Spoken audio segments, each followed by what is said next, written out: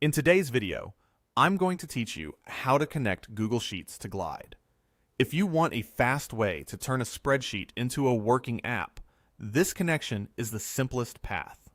We'll walk through the exact clicks you need, and I'll share a few tips to make the setup smooth and reliable.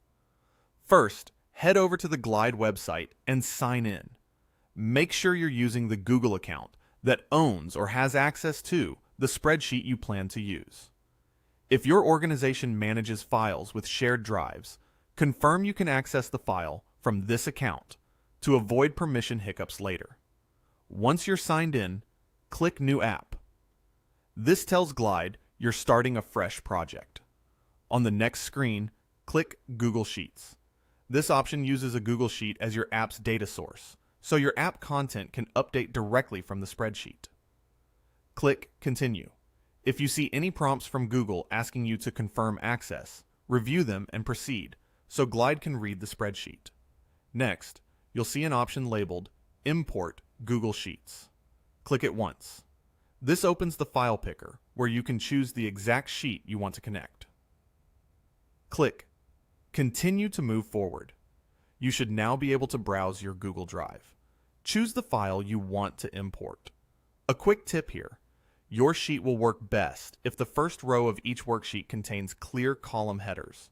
There are no completely blank columns, and each column holds one type of data. Clean, well-labeled data helps Glide recognize fields like text, numbers, dates, emails, and images more accurately. After you've selected the correct file, click Select. Glide will begin importing your Google Sheet. Give it a moment to process. When it's done, your spreadsheet will appear inside Glide's data editor as tables that mirror the worksheets in your file.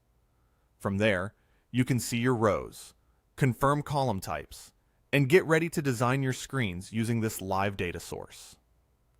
That's it. The Google Sheet is now imported and connected. Any updates you make in the sheet will reflect in Glide, and you can manage your data from either place.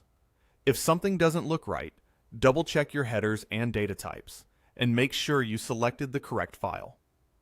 Thanks for watching this step-by-step Glide tutorial.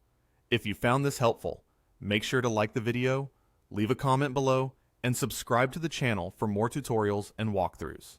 See you in the next video.